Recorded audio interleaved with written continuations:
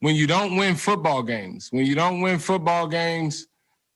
you look at what happened and what didn't happen, and normally when you lose, you don't make a certain amount of plays. And when you win, you do make those plays. So we understand that. We just got to continuously work and getting better and try to go out every time we get an opportunity and win the football game.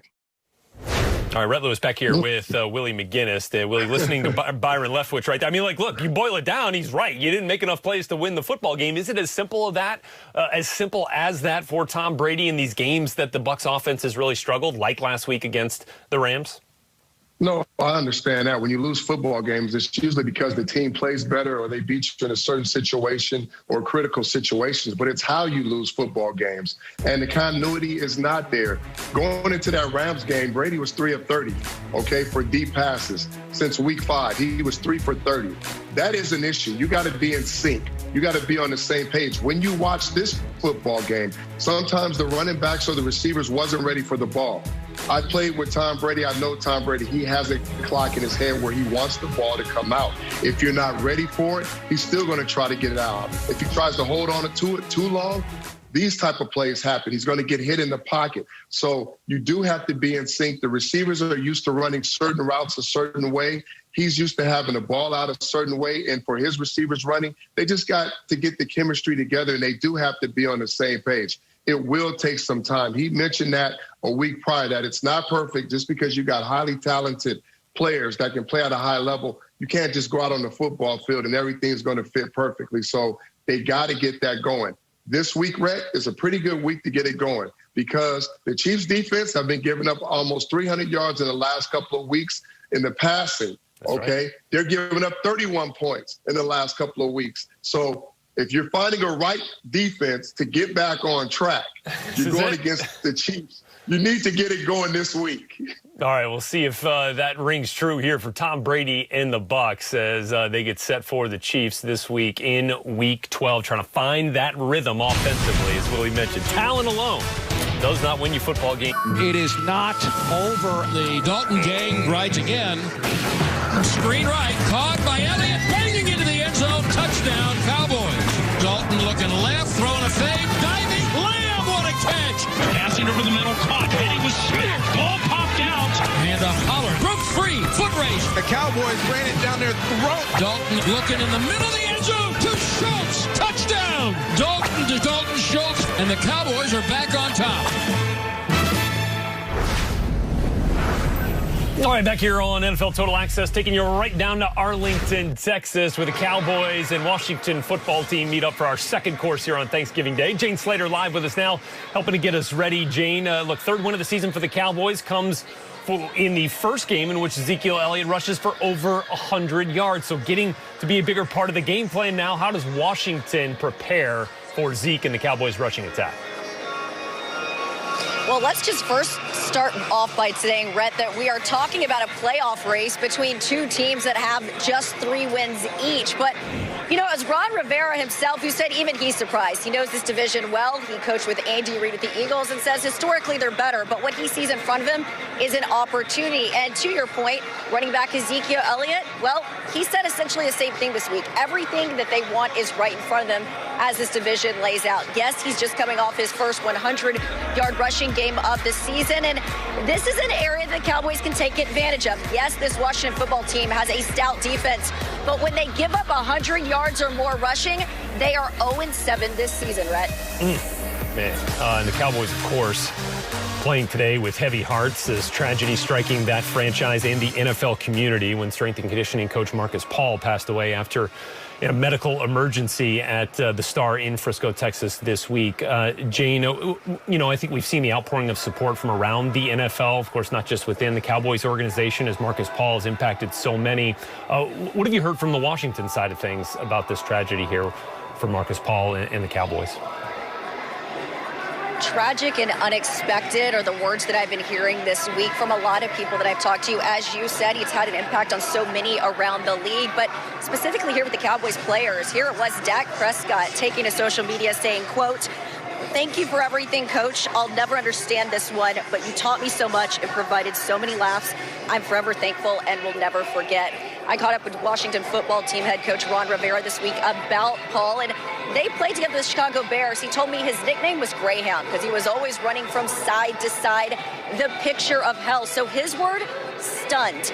He said his last interaction with them was when these two teams played earlier this season, and Paul made a point to come over to him and wish him the best of luck during his own cancer treatments.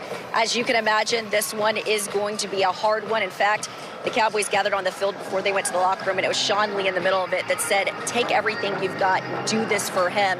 They are today going to honor him. They're going to be wearing decals on their helmets. There'll also be a moment of silence and a tribute to Marcus Paul, 54 years old, Rhett. Oh, man.